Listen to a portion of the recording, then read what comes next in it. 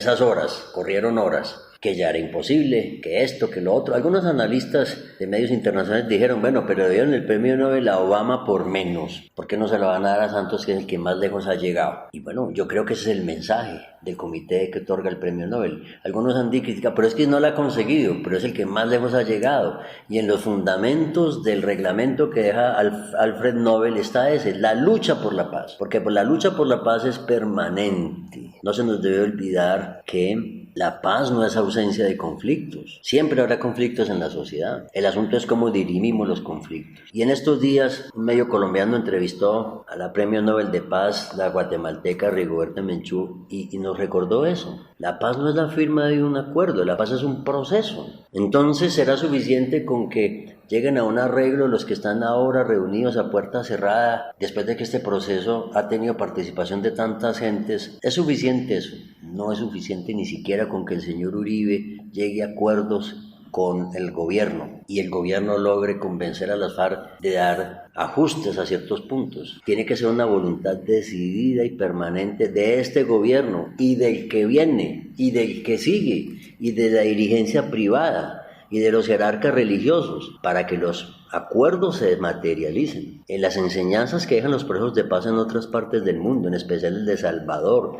y el de Guatemala, tiene muchas enseñanzas para Colombia. Es el cumplimiento de lo acordado. Pero como ahora estamos en un escenario sumamente complejo, que es no sabemos si hay acuerdo o no hay acuerdo, desde lo jurídico y desde lo político, creo que el premio Nobel al presidente que él dice recibir en nombre de las víctimas, me parece un acto de gallardía, y que este proceso se ha hecho por las víctimas, y que es la primera vez en la historia de este país que tenemos una ley de víctimas de las otras violencias, de la violencia liberal conservadora y de la violencia de los paramilitares o de la violencia muchas veces ejercida por los órganos del Estado. Ha sido muy complicado lograr la condición de víctima. Esos avances que no podemos perder en medio del desconcierto. Que lo legitime más o lo legitime menos. Hay un hecho incontrastable que es el resultado de las urnas. Pero no se nos puede olvidar, por el 0.5%. Los 6 y pico de millones de votos por el sí no los pueden desaparecer. No se pueden esfumar. El Nobel de Paz es un mensaje muy importante desde la comunidad internacional. Mire, ha sido casi un vicio, una manía como del inconsciente colectivo colombiano que no creemos en lo que hacemos, que no nos tenemos confianza para desarrollar nada. Y hemos avanzado tanto en el proceso de paz que la comunidad internacional ha tenido que venirnos a decir, ojo, no pueden dar marcha atrás. Han avanzado tanto que ni ustedes mismos se la creen. Eso es muy propio de los colombianos, que no creemos en lo que hacemos y no le damos valor a lo que tenemos. Una sociedad que resulta muchas veces indolente frente al dolor de las víctimas. Miren, le doy el último ejemplo. ¿Quién se acuerda hoy de las marchas del profesor Moncayo?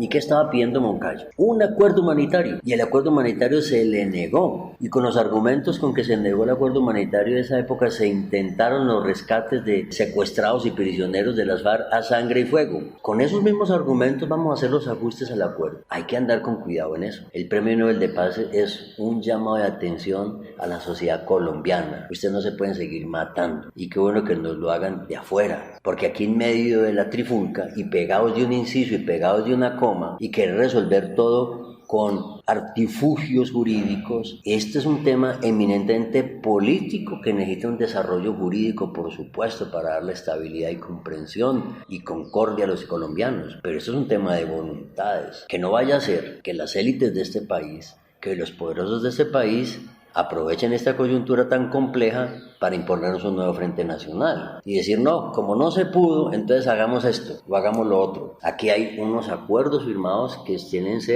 que ser la hoja de ruta de la sociedad colombiana. Cuando uno ve lo que se pactó en materia del agro, ahí no se está radicando la propiedad privada, ni se está discutiendo el modelo de producción. Es lo que debimos haber hecho hace mucho tiempo. Desatendimos los resultados, el informe de violencia en Colombia que organiza y convoca el presidente Lleras Camargo, compuesto por Orlando Fares Borda, Eduardo Mañaluna y Monseñor Guzmán. Y ahí está un análisis de causas de esa violencia tan feroz entre liberales y conservadores y otros que se sumaron con propósitos personalistas y no atendimos las recomendaciones de esa comisión. Finalizando la década del 60, estuvo en Colombia el Papa Pablo VI, y nos dijo, el nuevo nombre de la paz es la justicia, y tampoco le hicimos caso. Vamos a seguir desatendiendo los dictados de las ciencias, del estudio de la sociedad, de las causas de la marginalidad, del hambre, de la pobreza. Así unos indicadores financieros de otros sectores del país indiquen que la economía va más o menos bien. No se nos puede olvidar que este es un país con profundas desigualdades. El Premio Nobel de Paz es ese mensaje.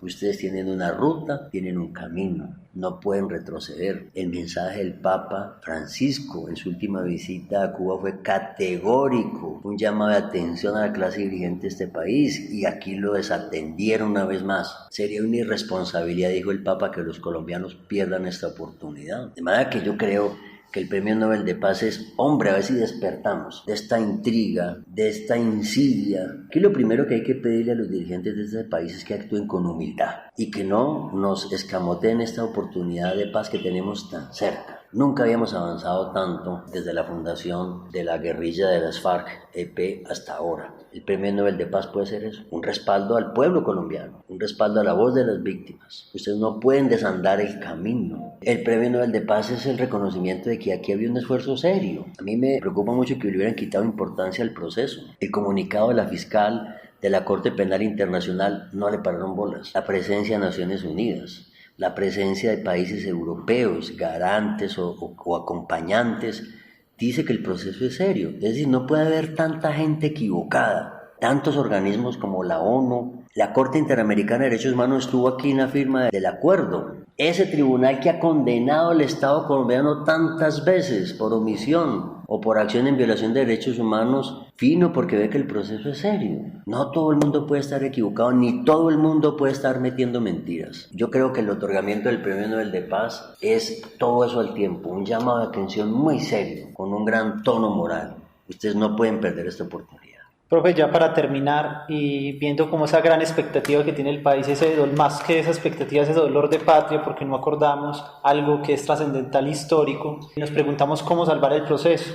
Hoy los medios de comunicación nos bombardean con muchas opciones que no sabemos si se puedan adoptar o no. Una nueva Asamblea Nacional Constituyente, o un cabildo abierto, o un segundo plebiscito. ¿Usted qué nos puede referir a estos temas que nos dicen los medios? Volvemos. Usted convoca a la Asamblea Nacional Constituyente, ¿sobre qué puntos concretos? Usted convoca unos plebiscitos, ¿sobre qué? ¿Qué va a preguntar? Lo único que queda es el diálogo, pero el diálogo sin excluir a todos los sectores. Por ejemplo, en esa mesa que ha convocado el gobierno, es una tesis mía y de pronto pues no tenga mayor asidero, pero simplemente la lanzo. ¿Y quién está representando el sí en esa mesa? Porque el gobierno ya cumplió su tarea, firmó el acuerdo. Ahora el gobierno reasume toda la vocería del sí. Entonces, ¿quién le va a consultar al sí los puntos que hay que cambiar del acuerdo? Si nosotros votamos por un acuerdo y ahora no lo cambian. Debería haber en esa mesa también los representantes del sí, porque es que esa opinión no se puede esfumar, no se puede volver humo. Por eso le digo, aquí la única manera es que la dirigencia de este país actúe con humildad, que sientan que están al servicio del país. En segundo lugar, que no mientan, ni los unos ni los otros, ni los del sí ni los del no. Y tercero, que todo el mundo mantenga la voluntad indeclinable.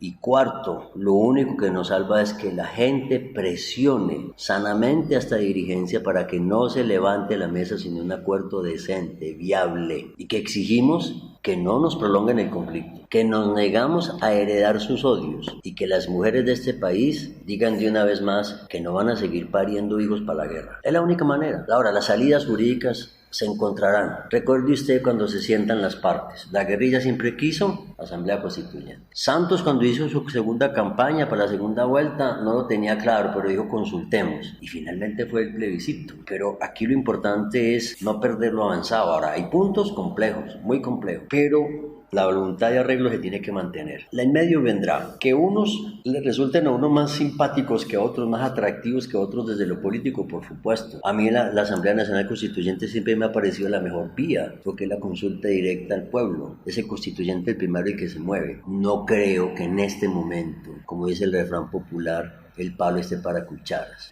porque no se puede correr el riesgo de una Asamblea Nacional Constituyente y nos acaben de desmontar lo bueno de lo que queda del Estado Social de Derecho. La vía que propuso el exmagistrado y defensor del pueblo Eduardo Cifuentes de los cabildos me parece la más ciudadana, la más política de todas, pero tiene un problema, son más de 1000 y pico municipios. ¿Cuántos cabildos tendrían que manifestarse? Es la base la que va a actuar, pero es poco viable por la baja cultura política que tenemos y porque los consejos le tienen miedo a los cabildos. El cabildo fue el medio que permitió desatar el proceso de independencia de estos países del Imperio Español, pero sería formidable poderlo hacer. Ahora, si hay que repetir el plebiscito, se repetirá entonces con un nuevo acuerdo, posiblemente, pero tiene que haber un documento de partida para usted convocar. Y eso es lo que tienen que construir los que representan los bloques que están enfrentados. Porque yo creo que cada vez hay más acercamiento entre la ciudadanía, no importa que hubieran votado sí o no. Eso es lo que hay que lograr, que los dirigentes no nos separen y no nos dividan. La Facultad de Ciencias Jurídicas y Sociales de la Universidad de Caldas presentó Fórum, Estrategia de Divulgación del Conocimiento Sociojurídico.